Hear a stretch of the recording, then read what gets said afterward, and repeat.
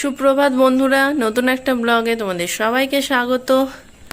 আমি সুমিতা। আজকে ব্লগটা এই রুমটা থেকে শুরু করলাম। আমি একদম রেডি হয়েছি, মানু আরে স্কুল যাবে বলেছিলাম না কালকে। আজকে মানুর ফার্স্ট ডে স্কুল। বাবু আর মানুর প্রথম একসাথে এক স্কুলে প্রথম দিন, তো সবাই আমরা এক্সাইটেড আর সবাই উঠে পড়েছে।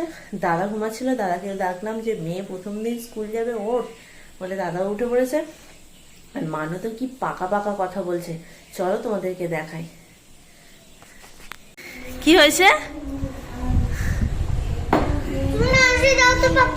রয়ে গেছে বলে বাবা, আর অনেক বাকি নেই।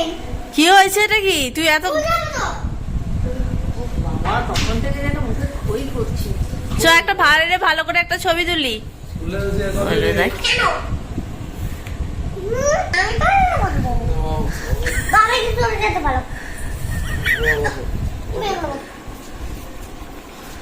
এবার মুখটা মুছে নাও।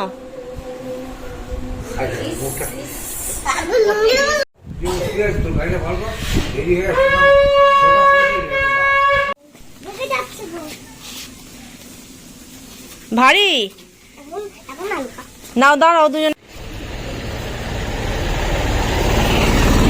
বাসের অপেক্ষায় দুজন অধীর আগ্রহে বসে আছে, আর একজন যাবে এই যে।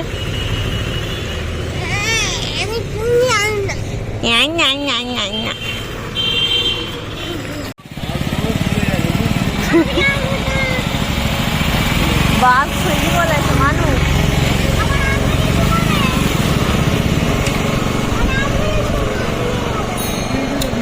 হেঁটে হেঁটে যাবে, হেঁটে হেঁটে বাড়ি যাবে।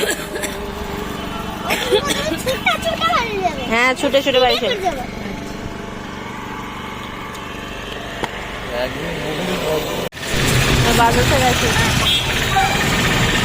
আজকে আমি একাই বাগানে আগে চলে এসেছি।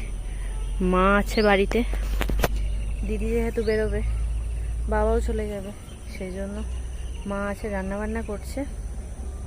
দিদি যখন যাবে তখন দিদি নামিয়ে দিয়ে যাবে মাকে, আর আমি ওই জন্য চলে এসেছি। আমি আগে ফুলটা তুলতে শুরু করে দেবো। মা আস্তে আস্তে অলমোস্ট ফুল তোলা হয়ে যাবে, তারপরে বাকি যেই কাজ অন্য ফুলগুলো তখন তুলবো, হলো ব্যাপার। আর বৌদিরা কাজ করছে, সেই জন্য অবশ্য ফেঁকা ছেড়ে দিয়েছে। বৌদিদের চা নিয়ে আমি চলে এসেছি। চলো তাহলে ফুলটা তুলে নিয়ে যাবে। আর মানুকে ফোন করেছিলাম মামনকে, মানু গোটা রাস্তা বকতে বকতে যাচ্ছে। তাকে যত বলা হচ্ছে চুপ করছে, ততই বেশি বকছে। ব্যাপার। রোদটা দেখতে পেয়েছো কিরকম উঠেছে।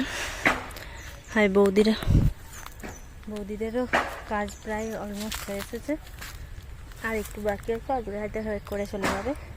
যাই হোক, মা আজকে আসেনি, মাকে আমি আসতে বারণ করলাম। দিদি ফোন করেছিল দিদি বেরিয়ে যাওয়ার আগে, বললাম আমার আর একটুখানি একটা পাই বাকি আছে, আর টগর তুলতে বাকি আছে, তো মাকে আসতে হবে না। আর সেই জন্য আসেনি। বলি তুমি থাকো, রান্নাবান্না করে নাও, আমি চলে যাবো। শুধু রোদে এসে লাভ নেই, ও বেলা দরকার পরে আসবে, সেই জন্য মা আসেনি। আর আমার ওই যে টগর তুলতে ছিল, টগর তুললাম, আর নিচে ডাঙা বেল বাগানটা ঘুরে নিলাম। ঘুরে আমি এই যাবো বাড়ি। তো আমার সব কাজ হয়ে গেছে, এবার বাড়ি চলে যাই। মুখে জল দিয়ে দিলাম।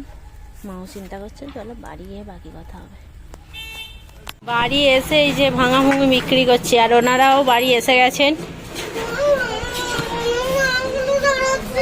আর আমি বাড়ি এসে টিফিন করেই টিফিন করা শেষ, আর ভাঙালাটাকে দেখতে পেয়েছি, দিয়ে এই ভাঙাগুলো যা ছিল সব বের করে দিয়ে দিচ্ছি। বাড়ি পরিষ্কার চলছে এখন, এগুলো ব্যাপার। আর এগুলো বের করছি, মানুয়ারেও এসে গেছে। আর মানু আজকে স্কুলে গিয়ে পুরো তাণ্ডব করেছে। বাসে একদিনেই বুঝে দিয়েছে ও কীরকম। বাসের সিট ছেড়ে উঠে গেছে, কারো কথা শুনছে না, ওর মায়ের কথা শুনছে না। ও যেন বেচারা কিচ্ছু জানে না। দাদা এই ভাঙা টাঙাগুলো বিক্রি করে দিই, আর করে দিয়ে কথা হচ্ছে। মা কখন বাগানে এসে গেছে, আমি এই আসছি বাগানে। ফুল গেঁথে মা রেখে দিয়ে বাগানে চলে এসেছিল। আমি ফুল দিয়ে লোকের সাথে গল্প করে কত কিছু করে এই বাগানে এলাম, মাকে নিতে বেশি করে। কি অবস্থা আমার। আর মানু আজকে স্কুলে গেছিল, স্কুলে গিয়ে যে কি যে করেছে, পাকা গল্প কি বলি, ব্যাপার। আই দেখো বৌদিগুলো এইখানে এইটুকু আর কাজ করে যায়নি, ওইখানটা করছে দেখে আমি গেছি, ধরেছে। এই হলো ব্যাপার, ওইখানটা করেছে দেখে আমি গেছি। কালকে এখন কটা বাজে? 9:30। কালকে হচ্ছে 10:30টার সময় ভোগ নিয়ে যাচ্ছিল, আজকে 9:30টার সময়। কারণ আজকে একই গ্রামে ভোগ ছিল দুটো। মানসিক ভোগ বলেছিলাম, মানসিক ভোগ ছিল ওই দিকে ওই পাড়াতে, আর নির্ভোগ ছিল আমি যেখানে ফোন দিতে যাই ওই পাড়াতে। আসছে ভোগে মানে ঢাক বাজার আওয়াজ হচ্ছে। এই ঢাক বাজার আওয়াজ শুনলে না ছোট্টবেলা থেকে ছুটে গেটের সামনে যেতাম, গেটের সামনে গিয়ে দেখতাম ভোগ নিয়ে যাচ্ছে, গাজর নিয়ে যাচ্ছে, প্রণাম করতাম। আমার মানে ছোটবেলা থেকেই ভীষণ ভালো লাগতো। আর আমাদের এই এই জিনিসটা আমাদের মোটামুটি মানে যাদের বাড়ির সামনে দিয়ে গাজন টাজন যায় তারা প্রত্যেকেই ঘরে সবাই দেখে, খুবই ভালো লাগে। মানে এইগুলো একটা সত্যি ইমোশন সবার। আর তো নেক্সট জেনারেশন কি করবে জানি না, যতটা সম্ভব দিয়ে যাওয়ার চেষ্টা করবো, এই হলো ব্যাপার আমার ধারণা বা আমার চিন্তা ভাবনা এইরকম। চলো তোমাদেরকেও দেখাই, আমিও দেখি তোমাদেরকেও দেখাই। এই যে বললাম না ওদেরকে ডাকবো, এই যে দুজনেই এসেছে, দুজনকে ডেকেছি। গেটটা খোলো। ভোগ ভোগ